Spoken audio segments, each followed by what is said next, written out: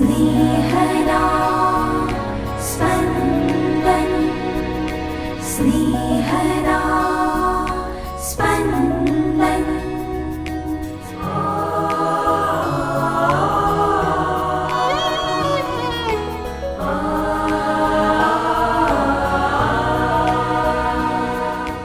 પાસ્ખા ઋતુના ત્રીજા અઠવાડિયાનો શુક્રવાર.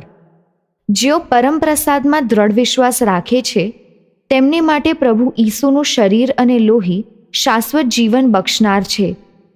પરમપ્રસાદમાં હાજર રહેલા પ્રભુ ઈસુ આપણો મહાન ખજાનો છે, કારણ પ્રભુ ઈસુ ત્યાં હાજર છે. સાંભળીએ સંત યોહાનકૃત શુભ સંદેશ, અધ્યાય 6, કડી 52-59. આ ઉપરથી યહૂદીઓમાં ભારે ચર્ચા જાગી કે આ માણસ આપણને પોતાનો દેહ શી રીતે ખાવા આપી શકે? ઈસુએ તેમને જવાબ આપ્યો, હું તમને સાચે સાચ કહું છું કે જ્યાં સુધી તમે માનવપુત્રનો દેહ ખાધો નથી અને તેનું લોહી પીધું નથી, ત્યાં સુધી તમારામાં જીવન જ નથી. જે કોઈ મારો દેહ ખાય છે અને મારું લોહી પીએ છે તે શાશ્વત જીવન પામ્યો છે, અને તેને હું છેલ્લે દિવસે સજીવન કરીશ. કારણ મારો દેહ એ સાચે જ ખોરાક છે અને મારું લોહી એ સાચે જ પીણું છે.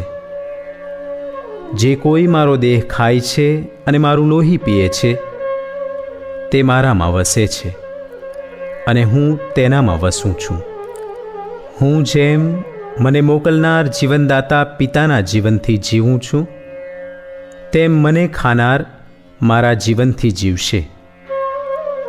સ્વર્ગમાંથી ઉતરી આવેલી રોટી તો આ છે. એ માનના જેવી નથી જે તમારા વડવાઓએ ખાધું હતું. તેઓ તો મરી ગયા. પણ જે કોઈ આ રોટી ખાશે તે અનંતકાળ જીવશે. કફરનહુમના સભાગૃહમાં ઉપદેશ આપતા ઈસુએ આ વચનો ઉચ્ચાર્યા હતા. स्नेहदा स्पन्दन स्पन्दन। પ્રભુ ઈસુ પોતાના દેહ અને રક્તની મહત્તા પ્રગટ કરે છે, જેના દ્વારા માનવજાતના તારણ અર્થે અને પાપોમાંથી મુક્તિ મળે તે માટે પ્રભુએ બલિદાન આપ્યું. એ જ પ્રભુ ઈસુ આપણને આ ભૌતિક દુનિયામાંથી શાશ્વત જીવન તરફ દોરી જવા ઈચ્છે છે. શાશ્વત જીવન કોને કહેવાય? પરમ યજ્ઞમાં પરમ પ્રસાદ ગ્રહણ કર્યા પછી આપણને શાશ્વત જીવનની પ્રાપ્તિ થાય અને એના થકી આપણું પુનરુત્થાન થવાનું. પ્રભુ ઈસુના દેહ રક્તનું પાન કરવાથી આપણે ઈસુમય બનીએ છીએ ખરા?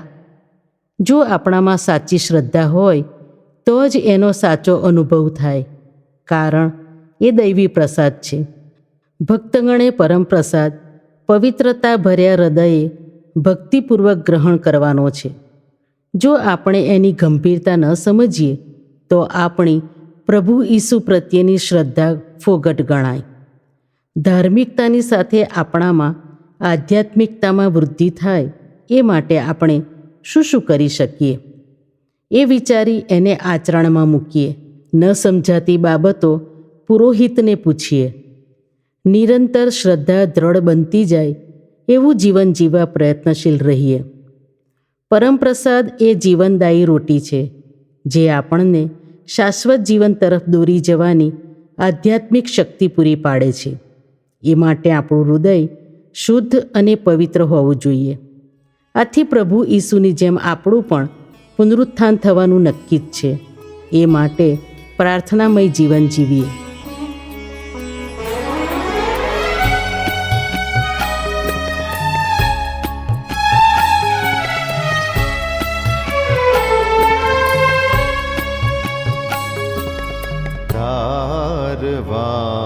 તમે પ્રભુ સમર્થ છો, તારવા તમે પ્રભુ સમર્થ છો. જેવો છો તેવો તમે પ્રભુ સમર્થ જેવો છું તેવો ધારવા તમે પ્રભુ સમર્થ છો.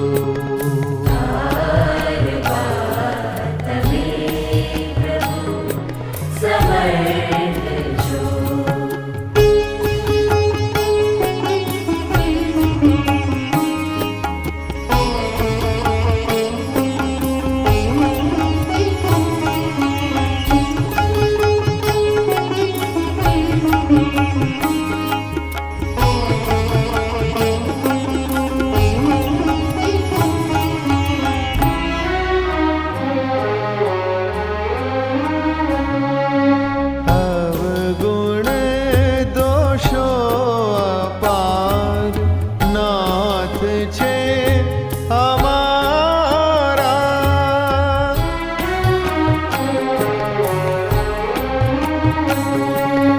અવગુણ દોષો અપાર નાથ છે અમારા.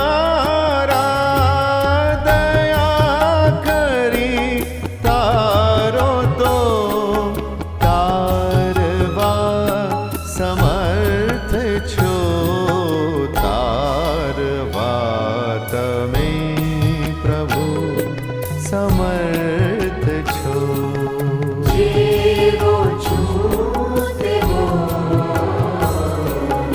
તારવા તમે પ્રભુ સમર્થ છો.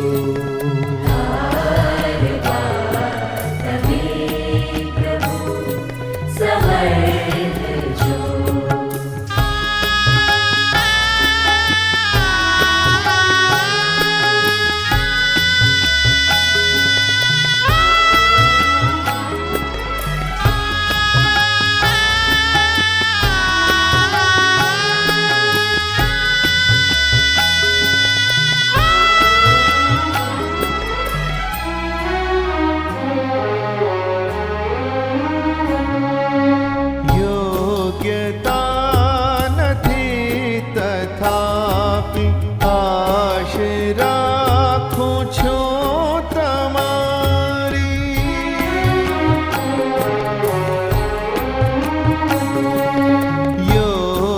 યોગ્યતા નથી તથાપી આશા રાખું છું તમારી. દીન જાણી પાડો તો પાળવા સમર્થ છો.